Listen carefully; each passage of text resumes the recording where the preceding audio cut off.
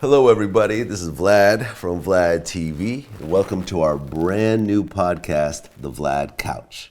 Now, we'll be dropping every Thursday at 1 p.m. Eastern Standard Time and 10 a.m. Pacific. Now, some of you may be familiar with VladTV.com and YouTube.com/VladTV. Now, if you've been on those platforms, you'll know that our interviews are broken up into 5 to 10 minute parts based on topic. Now, these interviews are spread out over weeks or sometimes even months, depending on how time sensitive the subject is. Now, with this podcast, we're going to be giving you complete interviews, but in audio format only. So you'll get hour-long interviews from people like Charlamagne, Lord Jamar, Star, and other celebrities that we interview. Big shout out to the Loudspeakers Network for helping us to set this up. Now, in this particular podcast, Charlamagne and I discuss a lot of current events. We talk about Tyga and Kylie, and we actually touch on how the age of consent is actually 16 in most states. We talk about Kanye coming back to the Breakfast Club. As some of you may know, Drake and Charlamagne are not huge fans of one another. And Charlamagne actually talked about how Drake allegedly came looking for him when he was supposed to be hosting an event at Houston, which actually he wasn't there at. We talked about the whole Amber Rose thing because she came to the Breakfast Club and how some of the comments she made sort of created a back and forth with her and Khloe Kardashian. We actually talk about how Kim Kardashian came up, and Charlamagne talks about an interesting story about how Kim would hang out on the Wendy Williams show and talk about how she was going to blow up later, and actually did blow up later. We talked about the whole Chris Brown baby thing and what Karrueche's role is in this. We talked about the whole Suge Knight situation where he killed Terry and how he's in prison right now awaiting trial. We talked about the Birdman versus Lil Wayne beef. We talked about different power couples like Iggy Azalea and Nick Young, as well as Nicki Minaj and Meek. And we finally ended up with all the antics that Plies and Kevin Gates are doing on Instagram. So check it out. Let us know what you think in the comments and enjoy the show. Let's start off with your Tyga interview. Yep. Now, I'm surprised he actually came in and talked about all the topics that he talked about. I mean, I wasn't surprised, man. You know what's so crazy? I always say that if you're not afraid to tell the truth, or if you don't feel like you're doing anything wrong, you'll come to the Breakfast Club. I feel like the only time that you don't want to come to the Breakfast Club is when you're afraid to be confronted by the truth or when you do have some bullshit going on. And the reason I say that is because if you don't feel like you're doing anything wrong, it's easy to explain and you won't look crazy when you come. Because all I'm going to do is ask you the most obvious question. What's the most obvious thing? Bruh, is you fucking Kylie or what? Is you dating her? Is you red shirting the pussy? What's going on? And he didn't run from it. He didn't run from it at all. Well, he said that the two of them are just friends. They might just be just friends. I mean, listen, what constitutes friends, in this day and age? They may be just friends. They may just hang out, kick it. He possibly could be fucking her. Or maybe he's been doing what I've been telling y'all he's been doing for the longest, red shirting the pussy. She's 18 in August, bruh. And I'm going to tell you something else, Vlad, which fucked my mind up. When you go look at the legal age of consent throughout America, majority of states are 16. Majority of states are 16 years old. I mean, the guy just turned 25. It's a lot at 25 and 17. What's that, an 8-year age difference? I mean, Jay-Z's way older than Beyonce. Diddy's way older than Cassie. Russell Simmons got with Kimora Lee Simmons when she was 17 and he was 35. Jerry Seinfeld was publicly dating a 17-year-old chick at one point here in New York City. So is Tyga really doing something wrong just because the age of consent in California is 18? Well, what exactly happened with the Kanye interview? Because I guess that some audio came out where he said that Tyga and Kylie are in love from your show. I don't know what happened with that. Because if you look at that interview was 52 minutes long. That part was 2 seconds. And to me, after he said what he said about, they're in love, then he goes on to say, I think Tyga was smart. He got in early. So I don't know what happened. Like, after we do our interviews, man, and our interviews go through a process where, they go through a couple different, hands before they get uploaded to iHeartRadio, before they hit the air, before they hit online. I don't know what happened, to be totally honest. But, all it did was bring more attention to our interview with Kanye, so I appreciate it. Whatever the glitch in the matrix was, I appreciate it. I mean, what did you think about your interview with Kanye? I loved it. And I mean, the reason I loved the interview with Kanye, man, and it's so funny because, people, I've always told you, Vlad, and I've always told people I will never become a caricature of myself. Meaning I will never be what people always expect me to be. Like, I think sometimes, man, when you do certain interviews, people fall in love with certain interviews. I never interview every artist the same. I mean, I'm gonna always be honest and truthful, but it's depending how I'm feeling. The first time Kanye came, I had a thing on. I was a little pissed at Kanye because that's a brother who I've always been a fan of, and I felt like he was just out there doing a lot of words and lip service, and he wasn't doing enough showing and proving by actions and deeds. Like, he was doing a lot of crying and complaining instead of actually putting his best foot forward to change things, which he could do. And so I brought that to his attention when he came the first time. The second time, the only gripe I had with him was the fact that he rushed the stage at the Grammys. It was funny, but then his after show rant with Beck, he went in on Beck and told Beck that he needs to respect artistry. So when I gave him Donkey of the Day, it's like, yo, Kanye, how can you tell somebody to respect artistry when you don't respect other people's artistry? Like, you want people to respect the artistry that you like, but that's not the way the world works. When I brought that up to him in the Breakfast Club interview, what's the first thing he did? He owned his bullshit. He was like, yo, you absolutely right. I'm a hypocrite. And he went on to say, I never even listened to the Beck album. Then he said when he was having dinner with Taylor Swift, he would listen to the Beck album, and the Beck album actually was good. So it's like, yo, man, when you own your shit, like I just told y'all, when you own your shit, there's nothing else to say. It's the Eminem and 8 Mile theory. At the end of 8 Mile, Eminem got on that microphone, said everything that guy possibly could say bad about him. He owned his shit, and the guy couldn't even say anything. And it's the same thing when you come to the Breakfast Club or sit down with Charlamagne. I'm only coming at you with things that are already out there. So I loved the second interview. I felt like it was a great conversation, and I felt like Kanye gave us 52 minutes of great insight. And I love where Kanye West's head is at right now, because his feelings on race are my feelings on race. I feel like of course there's black and there's white, but at the end of the day, we're all just one race, which is the human race. So we have to learn to be in one accord with each other. And I love that rhetoric that he's speaking right now. I was surprised that he actually came on the Breakfast Club, because it seemed like the first time he came on, it didn't turn out too well for him. There was the whole Kanye Kardashian thing. It seemed like he was kind of stressed out around you. Yeah, but I mean, if you watched the interview with the Breakfast Club as well as his interview with Zane Lowe, Kanye said it. He was in a crazy space, a couple years ago. He said that he couldn't find the right words to communicate what he was trying to say. He said that when he was trying to communicate certain things, it was coming out all wrong. So you can't look at me, like there's a lot of people who looked at me a couple years ago and was like, yo, you hating on Kanye. You just don't understand what he's saying. Kanye didn't even understand what he was saying. So what y'all need to do is get up off dick, stop riding dick so much sometime, and learn to be objective. And that's what I be saying about stans versus fans. I'm a fan. So when I'm a fan of somebody, I can be objective and sit back and be like, hold up now, what is Kanye talking about right now? And I can check him about that or approach him about that. When you're a dick rider, a stan, you have no objectivity. You're just, no, Kanye's the God. Kanye, you know what he's talking about. I can understand what he's talking about. He didn't even understand what he was talking about. You know what I'm saying? So how can you? Yeah. But now he's got a grasp on exactly the message he wants to deliver. And I don't even think his message now is the same thing he was on 2 years ago. You know what I'm saying? I think he's like more of a family man now. He's married. He's got a child.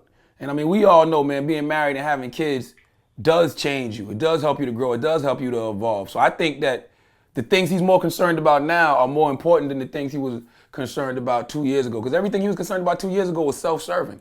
Like, that shit didn't help the needs of the public. Like, I don't give a fuck about, the fact that the fashion industry won't let you in. That's a personal plight. You understand what I'm saying? And guess what? You still selling $500 sneakers. You know what I'm saying? So what was the issue? Like, you still haven't figured that part out. But I like where he's at as a man right now. I really do. Well, I interviewed a lot of people before the Adidas Yeezy came out.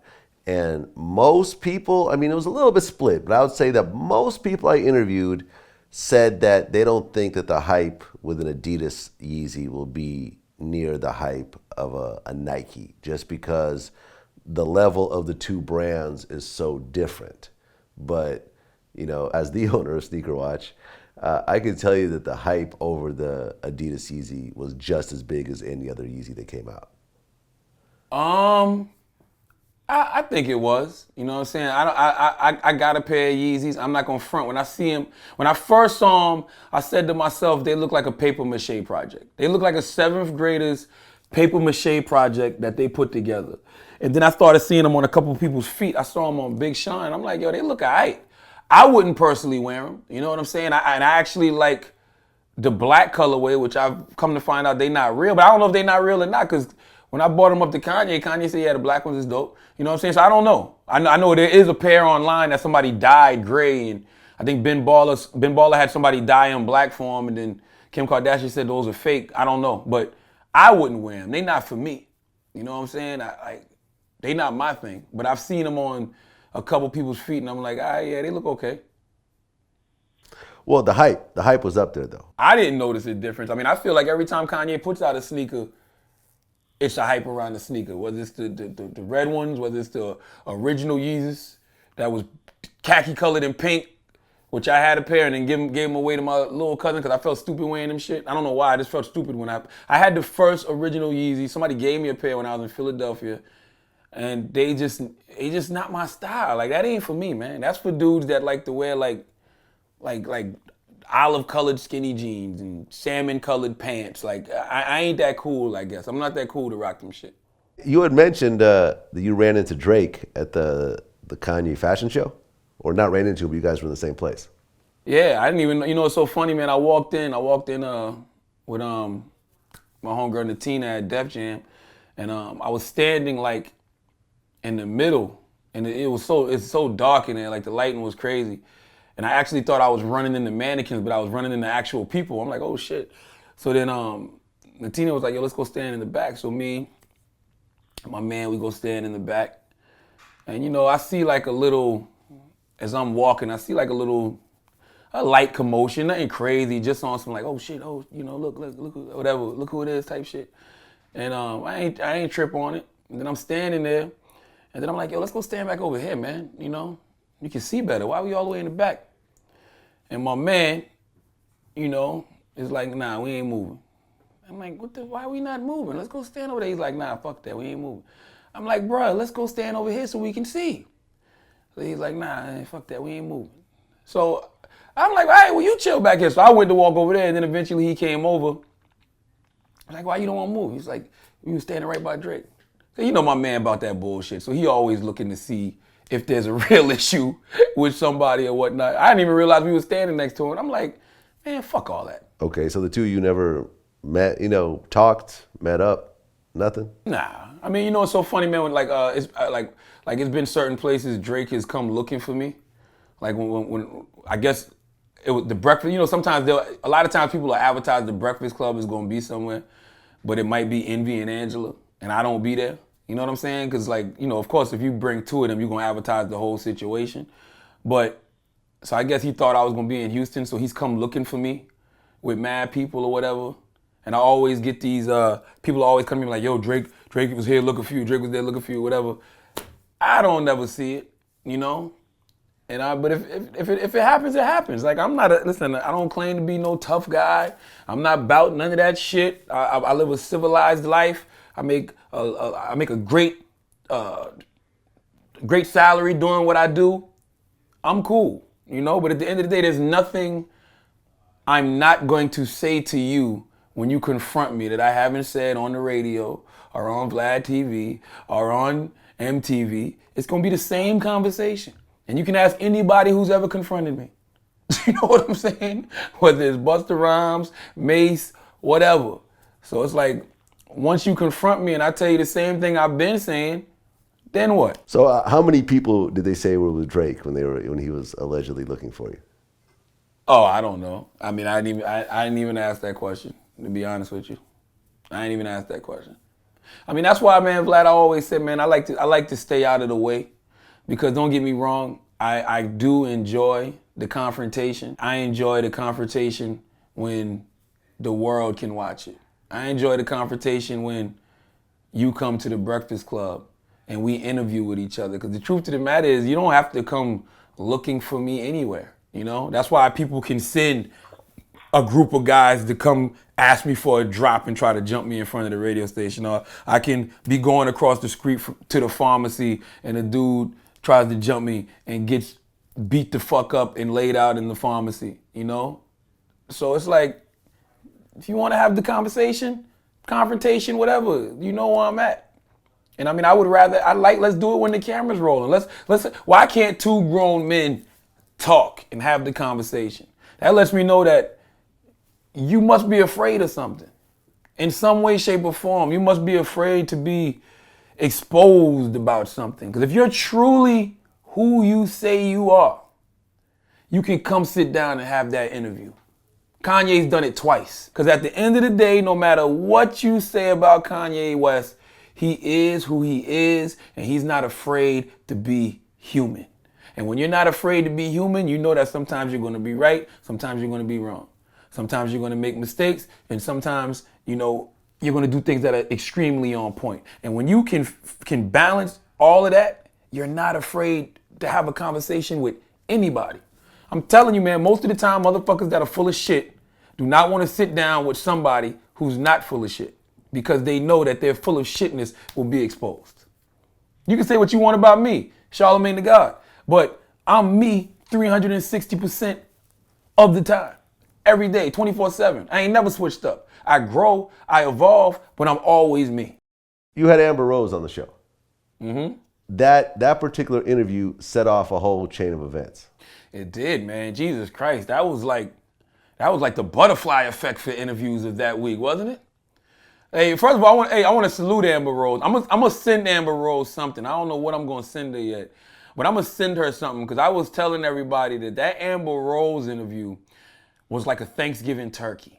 Because you know how when it's Thanksgiving and that turkey comes, you eat off that turkey for about another week. We ate off that Amber Rose interview from a Friday to a Friday. Because it went from Amber, then Tyga came, then Kanye came at the end of the week. So we ate off that turkey for a whole week. And it was all based off things that Amber Rose sparked in that interview. When she said what she said about Tyga, you know, leaving Black China, what she said about, you know, Kim Kardashian's fake, whatever.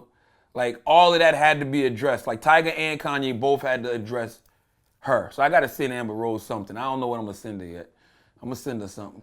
Maybe some hair dye or something. I don't know, some clippers, something. I got to send her something. I got to show her some love, man, for real. Well, the Amber Rose interview set off Khloe Kardashian and her going back and forth. Yeah. I mean, listen, man, I think the Kardashians, somebody always says to me, they always say, what is the Kardashians' talent? Now, when it comes to, like, it depends what your definition of talent is. Because I think their talent is the fact that they have found a way to utilize the charisma.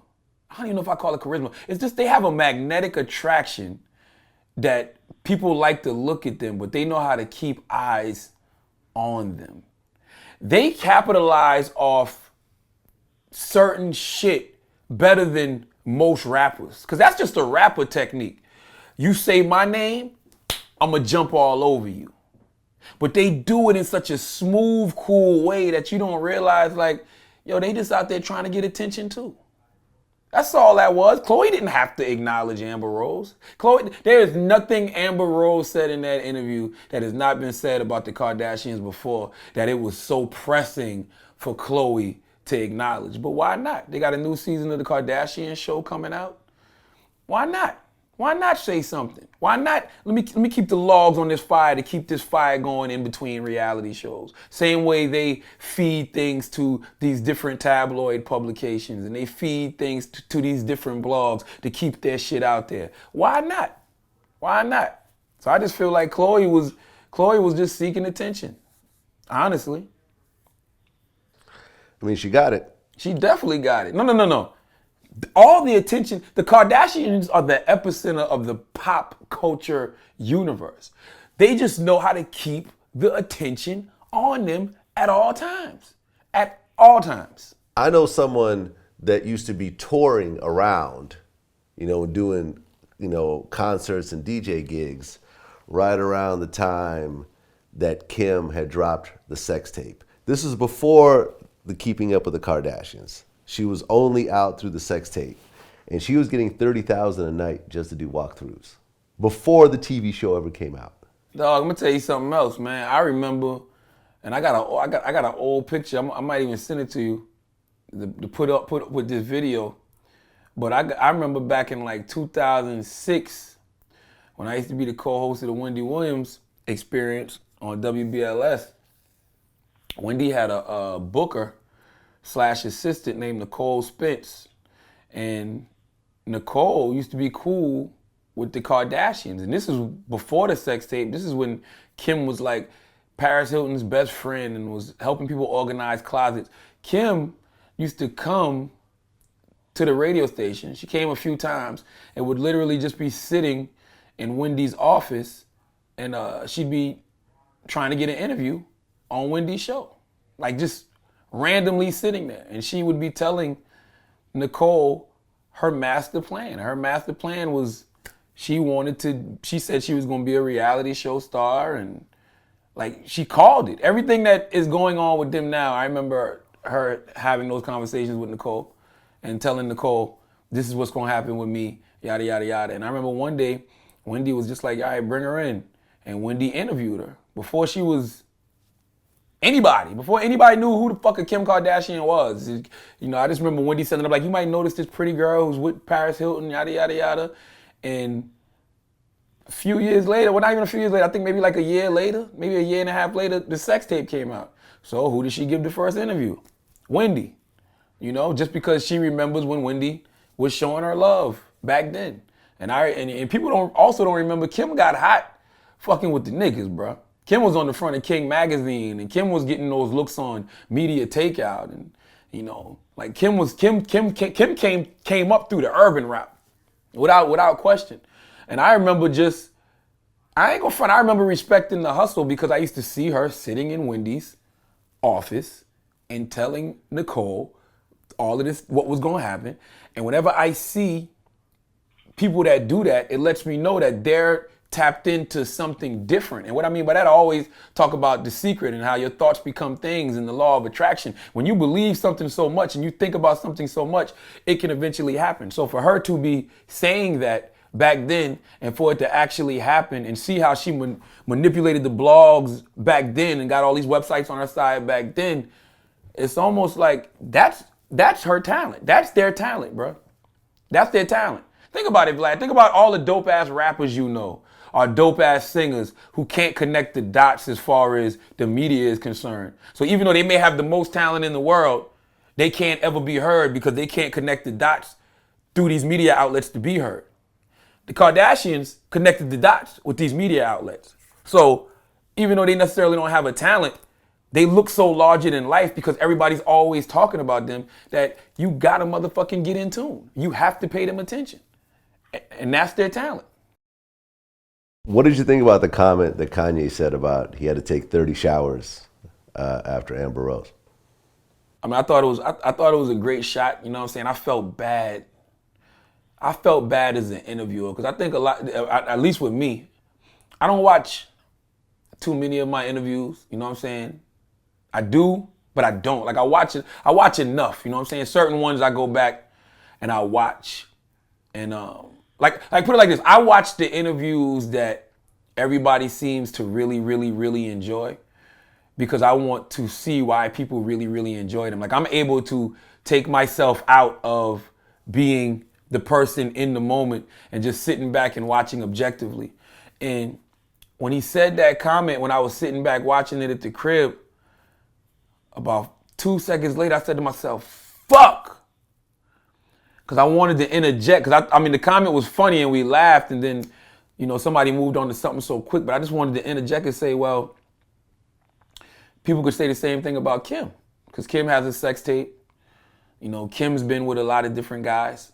Allegedly. We don't know. Allegedly, she's been with a lot of different guys. But, I mean, just the sex tape alone. People could say the same thing about you. Did you have to take 30 showers with messing with her? So when he said when he said the comment, it didn't really bother me. And I'm going to tell you why, too, Vlad. You remember maybe like 4 years ago, I sat here on VladTV, and you asked me what's the difference between Amber and Kim. And I said, Amber just seems dirty.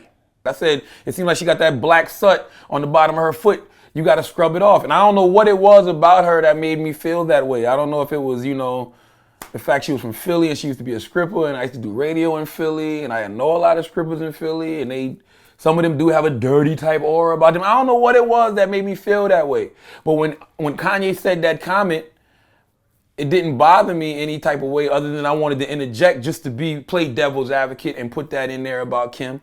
But I could kind of understand where his mindset was at when he said that. Because at one point in my life, I thought that too. Because you can say whatever you want about Kim. You can say sex tape. You can say allegedly she slept with all these different rappers and whatnot. She poses half naked, and most of the time it's in an artsy way. You know what I'm saying? But Kim always carries herself like a lady.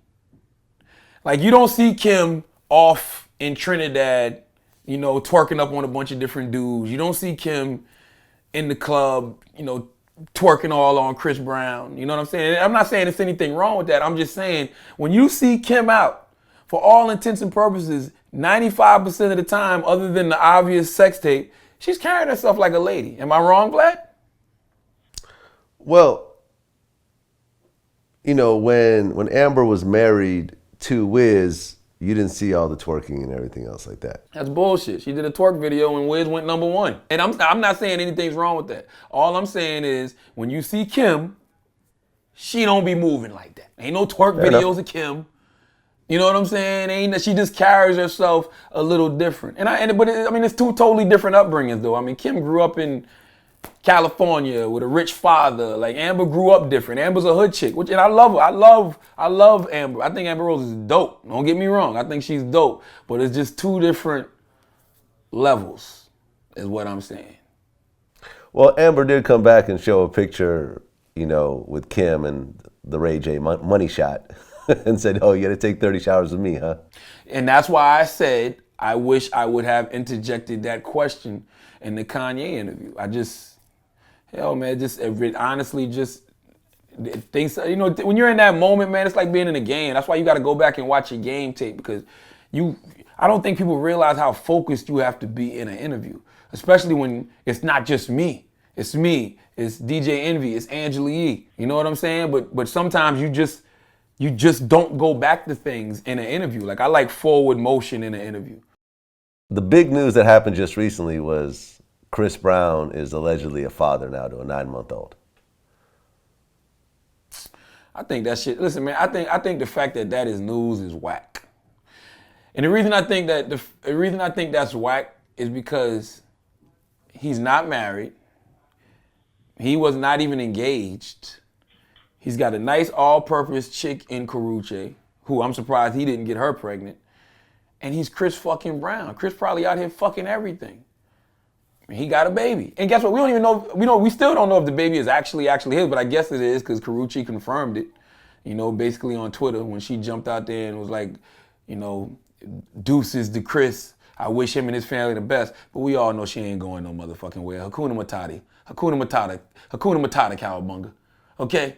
You're not going anywhere. Like, Chris signed her to a max contract. That girl is not getting a max contract nowhere else, okay? The only other place she could get a max contract is if she switches leagues altogether. And by switches leagues, I mean goes and dates a white guy, okay? Because she's not getting a max contract in the nigga concubine association. It's not happening, okay? So I don't even understand why the Chris Brown story is new. He got a chick pregnant, okay? And, like, sorry, I'm not that intrigued by people's personal life like that. Like, I don't give a shit. Like, cool, he got a baby. Congratulations, another beige baby in the world. Yeah, I mean, Lil Duval kind of chimed in, and he said, you ain't going no goddamn where. in response to Karrueche. She's not going nowhere. Listen, I have told y'all. I gave Karrueche her props. She's an all-purpose chick. Calabash is going to treat that little child like it was her own. That girl ain't going nowhere. Where's she going? Where's she going? Kanye said it in the rap record. You leave Mickey, you're going to end up with a Goofy. Okay? Sorry. Well, there's a picture of Chris Brown's baby mama and Karrueche like partying together. Listen, Chris told y'all. Chris told y'all that him and motherfucking Kawasaki used to fuck chicks together. For all we know, that might have been the chick that they was fucking together. And Chris did what you shouldn't do when you're having threesomes. He went back and tried to get that third when the second wasn't around. You don't do that. There's no need to. If you and your girl is already having threesomes, there's no need to go and fuck the girl solo. Plus, the chick ain't that hot. I don't know. Maybe I've been seeing bad chick pictures. On a scale of 1 to 10, I give she's a strong 4 in the face. I ain't seen her body. Her body might take her to a strong 7, but I don't know. So it's like, it ain't worth it to me, bro. Like, I don't know. Well, it seemed like Chris Brown and Drake still aren't best friends. I think Chris Brown said something about Drake in one of his interviews. Yeah, but you know why they'd never be friends? Because they was faking from the start. And that's what I hate about the motherfucking industry. That's why I don't fuck with that music industry shit, dog. Because those motherfuckers will smile in each other's face, take pictures with each other for the gram. Oh, this is my brother. That's my sister. Then behind the scenes, they be like, man, fuck that nigga. For instance, you'll hear so many people behind the scenes talk about how fake they think Drake is, but then when they with him, they smiling all in his face and taking pictures with him. That's why Drake got this one line that's hard when he said, I got rap niggas that I gotta pretend that I like, but I act that I like, but my acting days are over. Fuck them niggas for life. And I'm like, bro, you should have felt like that from the start.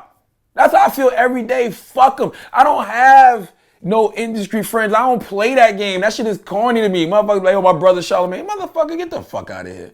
I'm not your brother. And this ain't gonna stop these questions from coming when you come to the Breakfast Club. It ain't gonna stop me from having my objective opinion about you when you put out your music. Fuck all that shit, man. These industry motherfuckers are not your friend. They know how to pretend. And I don't like people that play those games. That's why I like people like 50 Cent. He's authentic. 50 don't play that shit with these industry motherfuckers. 50 says what the fuck he gotta say. He lets you know that these industry niggas ain't your friends. They know how to pretend. And when he's around them, and you can tell it ain't no faking. These motherfuckers do not like to see him come around. When you see Chris and Drake saying that they got beef again, they never stopped having beef. They never liked each other. It's nothing wrong with that. Not fucking with people is healthy, Vlad. You know what's not healthy? Fronting. Being around a motherfucker and acting like y'all get along and all of this fake, camaraderie. Man, fuck all that. Well, Chris Brown actually showed up on a song with Drake. The Nicki Minaj song. Yeah, but you know how those records go, Vlad. Wayne, Chris Brown, I got a beat. Chris Brown on the hook. Who we gonna put on this record? I don't know, Drake, do a 16 to this. Wayne, do a 16 to this. Like it's not like they knew they was collaborating with each other. But everyone ultimately could decide if they don't want to be on a record with someone else. Like, it ain't like Chris can't say, oh, Drake's on the record? Nah, I don't want to be on the hook. But at the time when they did that record, that might have been when they was being fake peaceful with each other. That might have been when they was being fake cool with each other. That shit happened now. It might be a totally different ball game. So, Suge Knight is currently incarcerated. But what do you think about the whole situation where, Terry got run over and killed and, guns got allegedly drawn and people got beat up and so forth? Well, I mean, all of that sounds about right when you're dealing with Mr. Suge Knight. I wouldn't expect anything less other than pure chaos when he comes around. And I don't know why in the fuck Suge Knight was on the set of the NWA movie. Like, Suge, you are not welcome anywhere Dr. Dre is. So Suge had to be going there on that fuck shit. Like, he had to be going there looking to cause some problems, looking to cause some trouble. And as is life, you get what you ask for and you get it because you asked for it. You know, I don't put it like this. I don't know why he was there, but I can give you some reasons why he shouldn't have been there. Number one, you and Dr. Dre don't fuck with each other. Okay? That's number one. Number two, you and Dr. Dre don't fuck with each other. Okay? And number three, you and Dr. Dre don't fuck with each other. So why are you there, Suge? Like, do you think Suge and Dr. Dre have had a conversation face to face with each other in the past 15 years? I want to give my number 4 reasons, and that is Dr. Dre is a billionaire. And with that comes a lot of protection. Absolutely. But my thing is, in 15 years, you've never had a face-to-face conversation with Dr. Dre about anything, right? Probably longer. So what made you think on this sunny day in California that you could just drive over to the NWA set and ask to have a conversation with Dr. Dre and it was going to happen? Okay? Especially now that he's the billionaire, Dr. Dre. I don't know what Suge Knight was thinking. Maybe he didn't think it all the way through, but as we can presently see, it didn't turn out too well for the brother. But I'm not going to count Suge Knight out because I've told y'all before, Suge Knight is made out of the same thing that the black box in the airplane is made out of. When that plane crashes, the only thing left all the time is that black box. Suge Knight is still here. Until somebody takes a stake and drives it through Suge Knight's heart and he busts and vapor turns into blood everywhere, I will not count Suge Knight out in no way, shape, or form. Well, you know what's interesting about the whole Suge Knight case is that he fired his lawyer. And his lawyer is David Kenner, who was his original lawyer, who helped put together the death row deal and has been with him every single step of the way. Well, he probably fired Dave because Dave probably looked Suge Knight dead in his eyes and said, it's over. Like, we're not beating this one. There is no more magic tricks we can do. That was your 9th life. It's a wrap. Rich Homie Quan recently announced that he's leaving Rich Gang. I mean, what is Rich Gang? Like, what is that? Like, what is Rich Gang? Is Rich Gang a label? Is Rich Gang a rap group? Is Rich Gang an actual gang? Like, I don't even know what Rich Gang is. Like, what is Rich Gang to leave? Like, who is that? Young Thug, Birdman, Rich Homie Quan? Like, I mean, listen, man. Like, if I was Rich Homie Quan, I would never be doing business with Birdman to begin with. Like, listen. I'm from the South, so I respect what Cash Money has done over all of these years. I mean, they were I remember when they signed that $30 million deal back in the day, we thought that was amazing. Coming from, South Carolina, and watching them coming from New Orleans, because I remember going to the music farm in Charleston and watching the Hot Boys perform. So they've always been a big deal, and I respect what they've done, but there's no way in hell I would want to do any business dealings with Birdman. Like, you see Lil Wayne suing him for $51 million. He's notorious for not paying people. He didn't pay Juvenile. He didn't pay BG. He didn't pay Manny Fresh. Turk's looking for his money. It's like, why would you sign to Birdman? He doesn't pay his condo. He don't pay on his cars, his private jets. Like, why would you want to sign to Birdman? What about signing to Birdman looks appealing when you see how bad he's done business elsewhere? I don't get it. Well, it's the trade-off though, because there has been a lot of stories about Birdman doing, bad business, but the level of success with Birdman is also, I think we had this debate, like the only other person in that caliber is Jay-Z. No, man. See, this is my thing with Birdman. Nobody in Birdman's crew is ultimately successful because of Birdman. Like, they built a brand with Cash Money. And don't get me wrong, building that brand and giving artists the platform, but he gave talented artists a platform. You know what I'm saying? Like, he had the Hot Boys, Juvenile, Wayne, Turk, BG, production by Manny Fresh.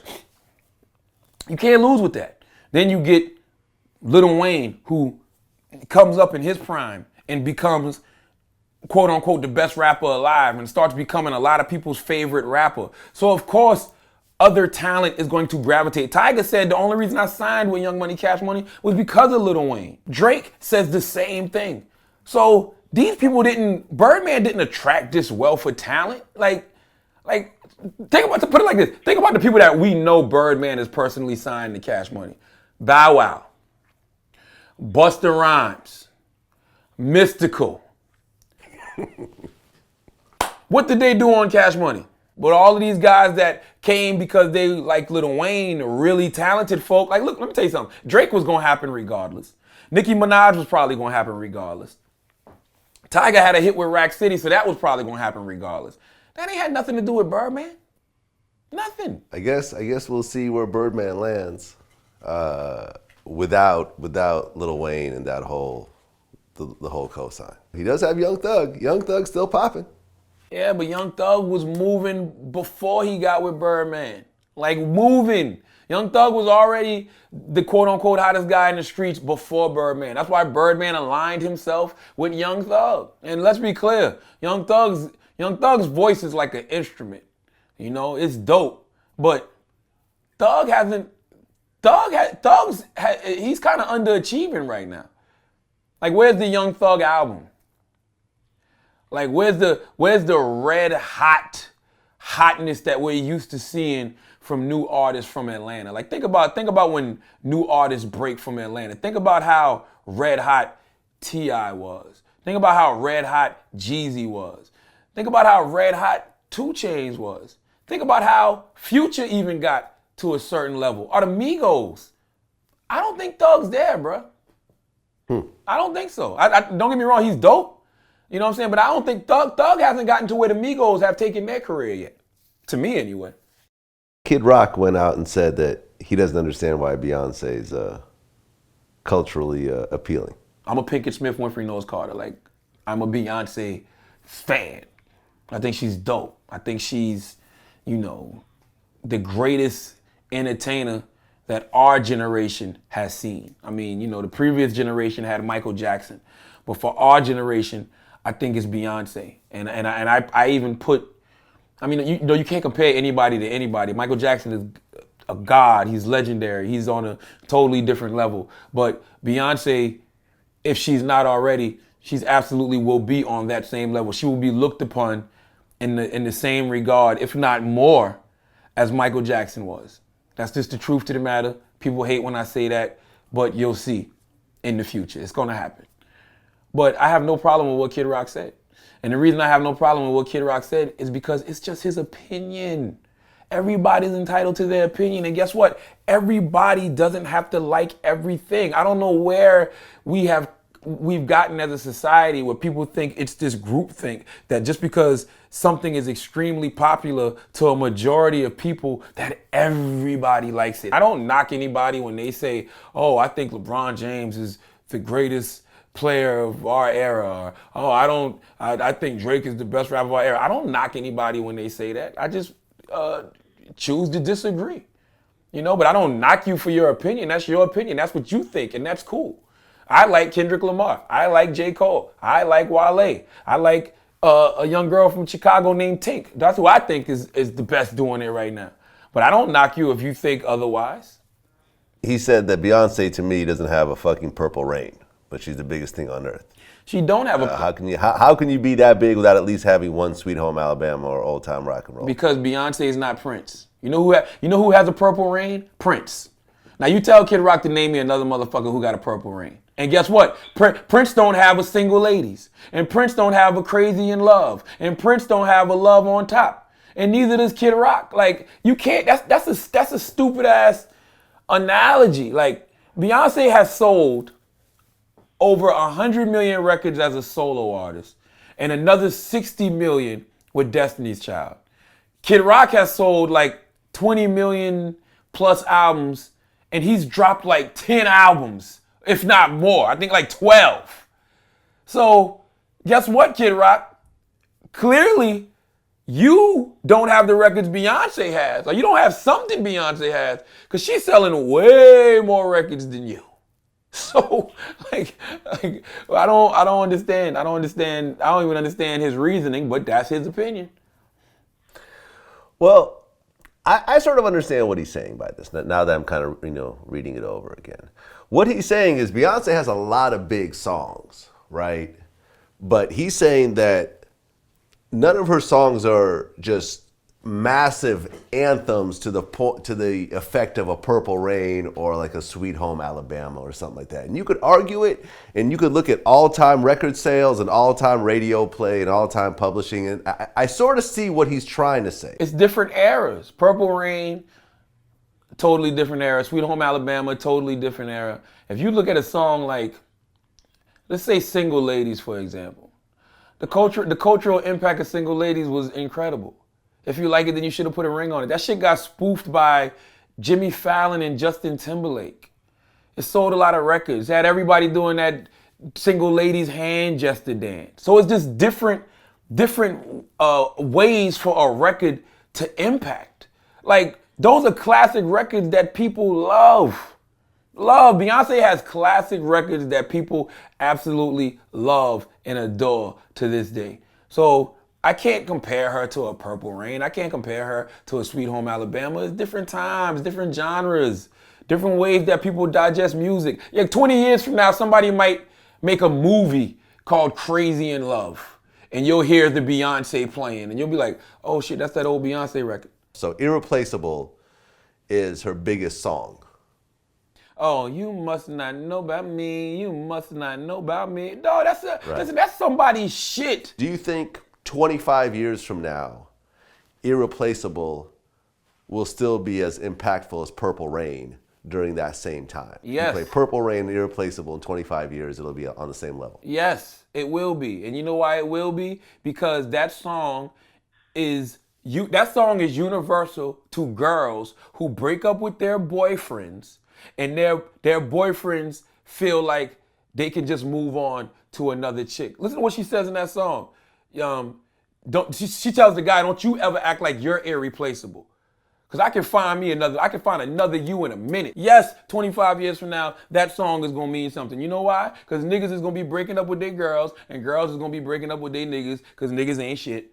And that's going to be a universal theme for the next 25 years. That could be a song. That could be a movie. Let's get it twisted. Don't get it twisted. Purple Rain had a lot going for it. Purple Rain was a movie. Purple Rain wasn't just a song. It was a movie. Irreplaceable might be a movie 20 years from now. It might be. You never know. Somebody might write a movie about girls, a group of girls who all having man problems, who all are trying to find the strength to let go of this no good man and move on. You never know. You never know what can happen. That record is absolutely going to be here 25 years from now. Steve Francis got his chain snatched. Good for him. And Jay Prince got his chain back. And hey, who else? If you in Houston and you get your chain snatched, who else to call but Mr. James Prince? I bet you Jay Prince could open up a jewelry store with all the chains he's gotten back in Houston. Jay Prince is the metal detector of Houston. You lose your chain, you go get Jay Prince. Jay Prince will find your chain amidst all the goons. Okay? He's like a metal detector. You just run that metal detector over all those goons. Oh, he got your chain. Give it back to him. Here, boom. The reason I say Steve Francis deserved that, though, is because, first of all, I need to know what Steve Francis has done in his life that has accelerated his aging process. Okay? Steve Francis looks terrible. Steve Francis looks like he's done a cocktail of crack, heroin, and drank gasoline for the past 10 to 15 motherfucking years. Nick Young kind of went back and forth with an ESPN analyst when he said that Iggy Azalea killed hip-hop. That's whack, man. That's whack. It's whack because, you got to ignore certain shit. Like I would hate to be at Nick Young and Iggy Azalea's house while they got their computer open. They probably go through every tweet, every Instagram comment, and they probably just spend hours upon hours upon hours discussing why people are talking about them. Like, you can't react to everything. Like I saw Iggy, she said that her management now runs her Instagram and she's staying off social media. Like, Iggy, Who gives a flying fuck? People are going to always have an opinion about you. That's just the way the game goes. Once you can't change people's minds once they feel a certain way about you. You just can't, because people believe what they want to believe. So it's like, only thing Iggy should be doing is focusing on the people that fuck with her. And when you got Nick Young, who's her boyfriend, and I totally understand coming to the defense of your woman. I totally get that. But as the man, you gotta say, man, fuck what that motherfucker on ESPN talking about, baby. Let's go to fucking Paris. You know what I mean? Let's go to motherfucking Anguilla. Let's go do something fly and fun. Fuck what this dude on ESPN talking about. Like, you can't go around trying to put out every fire. You look ridiculous. You'll stress yourself out. I mean, I know Nick Young. I mean, Nick Young has been cool for a while.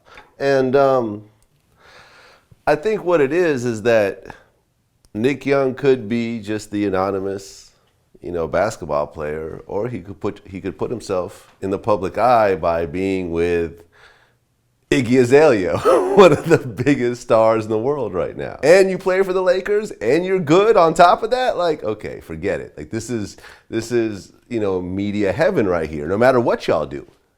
Well, number one, nobody gives a shit about the Lakers right now because they're not winning. So nobody gives a fuck. So, like, being a great player on a sucky team, even in a big market, means absolutely nothing. Ask any star who played for the Clippers all those years that they sucked, okay? Number two, I think he really likes Iggy. I just think he really was coming to the defense of his woman. You know what I'm saying? I don't even think it's about seeking attention or seeking publicity. He was just coming to the defense of his woman, man. But somebody needed to pull Iggy to the side. And I would hope it's Nick, because that's her man. And I mean, I'm sure he has a lot of power over her. And somebody got to teach Iggy to stop giving a fuck. Like, stop giving a fuck so much. Iggy gives a fuck way too much about things that she shouldn't give a fuck about. Iggy should only give a fuck about the people who support her, the people who fuck with her, the people who went out there and bought Fancy, the people who went out there and bought Black Widow, the people who went out there and bought Work. You know what I'm saying? People who went out there and bought that new classic album, the people that come to her shows and scream for her and show her love. That's who you should be focusing on. Saf Breezy came to your show first, after his breakup with Nicki Minaj. Yeah, SB Stunts. And I think he kept it classy. You definitely kept it classy, man. Listen, I fuck with Safaree. I used to fuck with Safaree when he was with Nicki. I fuck with Nicki too. I got love for Nicki, even though Nicki gets mad at my objective opinion sometime. And, I think she thinks that I have something against her, which I don't. I absolutely love Nicki. I think she's dope as fuck. I've always thought she was dope as fuck. I'm a fan. I fuck with her. You know what I'm saying? Like, I like Nicki. And I like Safaree too. I hate that, they not together no more. But, I think sometimes people just grow apart. And I respect the fact that Safaree didn't try to kick her back in. Like, he didn't come off as a bitter, hateful dude who's just mad that, him and his woman broke up and they moved on. He didn't try to air out none of her business or anything like that. I think people got a lot of things misconstrued. Like when he said he, helped her write, he said everybody gets help.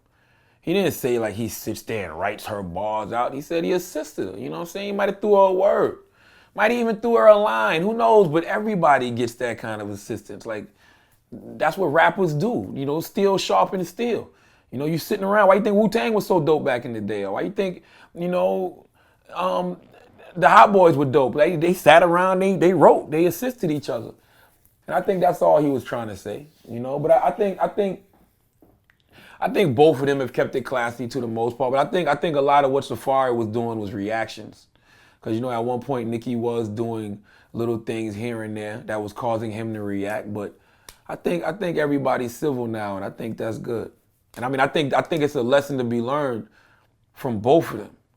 Like, you don't have to be petty, when you break up. And I think that you should respect the fact that Safaree isn't trying to come up off any beef with Nicki or airing Nicki out or anything like that. He's trying to come up off his own merit when it comes to the raps, And no, he's not the best rapper at all, And I can see how some people can call him corny, but some people enjoy what he does too, So I'm actually rooting for him just because I like to see underdogs win. I hope he wins just because I think I like great stories, and I think that's a great story. What do you think about Nicki allegedly being with Meek now? Another thing I don't give a fuck about.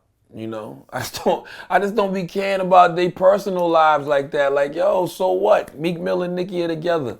Salute to Meek. If Nicki's happy, salute to her. If Meek's happy, salute to him. I don't have anything to say about their relationship. That's their relationship. Well, you know what you see now, which is kind of interesting, and I think Jay-Z started it, but you see a lot of rappers who make power moves with powerful women, in terms of marrying them. Because for a long time, rappers never talked about being married, even if they were married.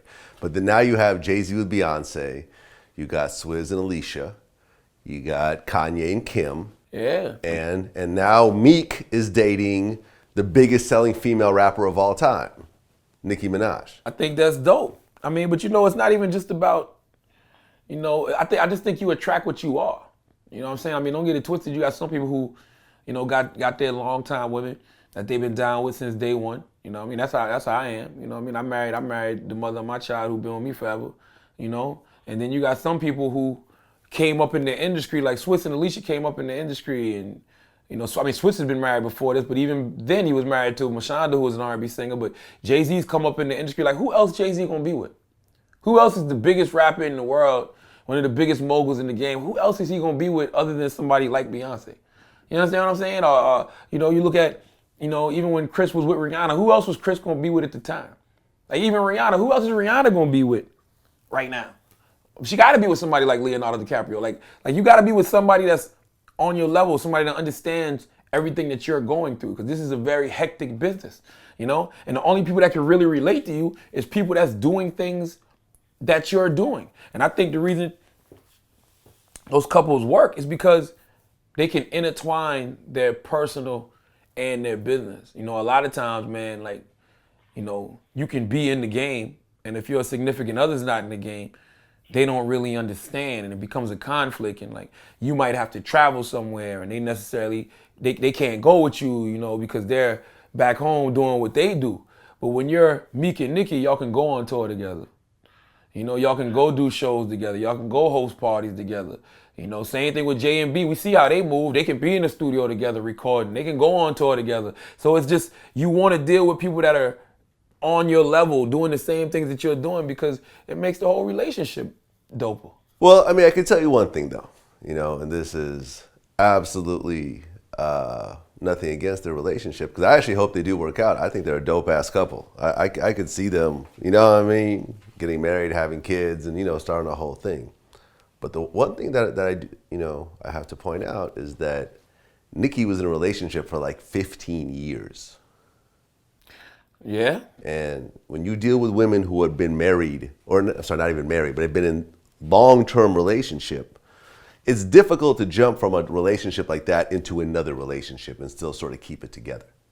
Look, it could go either way. She's been in a relationship for so long, so maybe now she's just dealing with somebody that, it could be like her rebound. She's just trying to have some fun. Or that rebound could turn into that guy again, that guy that you're committed to. Who knows? Yeah. I guess, she just might be relationship minded, so, she just stays in relationships. Yeah, no, that's true. I'll be honest with you. I don't give a fuck. I wish them the best. You know what I'm saying? I don't think about it that much. You know what I'm saying? I want Meek to put out some music. That's what I want him to do. Meek ain't had an album since 2012. You know what I'm saying? He puts out Little Lucy's, and he got the Monster record moving right now, but he put out his album in 2012, and I think a mixtape came out in 2013. And of course he does a lot of features and shit, but we need that motherfucking album, Meek. Meek need to flood the fucking streets with some music. All that other shit is fly. I like watching Meek on Instagram, seeing him stunt, him and Nicki out hosting a bunch of parties, Meek riding in the Plies cars and all that shit. But Meek, stop teasing us with these Instagram pieces of songs and all that good shit and come with that music, bruh. Because Meek is the only rapper from this new class. And this new class to me is the Drakes, the Kendricks, the J. Coles, the Wale's, Big Sean. Meek is the only dude that's doing street music. I like street music. I come up on street music. You see, I got thermals on, PRPS jeans and Timbs. I like street music. You know what I'm saying? I like that old D-Block shit and Beanie Siegel. And that's what Meek represents for this motherfucking era. So Meek, I need you to come with some music, bro. All that cooling around and flying around with Nicki is great. I love that. Love to see a street nigga winning on that level. But give me the motherfucking music, bro. I want some music. That's what I want. What do you think applies these days? Plies cool. I mean, listen, Plies cool. Like, I like Plies. Me and Plies have always had a good rapport with each other. Like, I know a lot of people like to say Plies is fake and he not really a goon. I don't know anything about that, and I don't give a fuck. You know what I'm saying? All I know is when I see Plies out and about, Plies is passing me a bottle of Remy. Because me and him both like to drink Remy. And I think he's funny as fuck on Instagram. And I hope he finds a way to make that Instagram shit he got going on translate into some motherfucking dollars. That's what I hope. Well, he's kind of part of this new generation of rappers who are using Instagram to kind of get their personalities out. Of course, there's Kevin Gates is the other one I put in the that category. You know, there's the whole thing about him having sex with his cousin, or like kicking a girl out because she wouldn't give his dog head. Like, it's a new thing. That was ridiculous. Like, I don't know what type of shit Kevin Gates was on. He got upset at a girl because she wouldn't give the dog head. See, it would have been the exact opposite for me. If I'd have told the girl, yo, I want you to give my dog some head, if she would have went to try to attempt to get that dog some head, then I'd have told her, get the fuck out. What the fuck is wrong with you sucking the dog's dick, bitch? Like, what the hell is wrong with you? I'd have got mad at her for wanting to suck the dog's dick, not for saying, who the fuck you think I am? Well, I'm not sucking your dog's dick. But all of that is cool with all that Instagram shit, but if it don't translate into dollars, then it don't make no motherfucking sense. You know what I'm saying? And if somebody like Plies is getting on Instagram and he's, you know, causing all these people to gravitate towards him for what he's saying on Instagram, and it translates into people booking him for more shows or booking him to host shows, or maybe somebody gives him a TV show, then great. If not, you just a regular motherfucker on Instagram. You just a regular motherfucker tweeting. Because I do notice Plies can put a video out on Instagram and everybody will laugh and retweet it and share it with each other.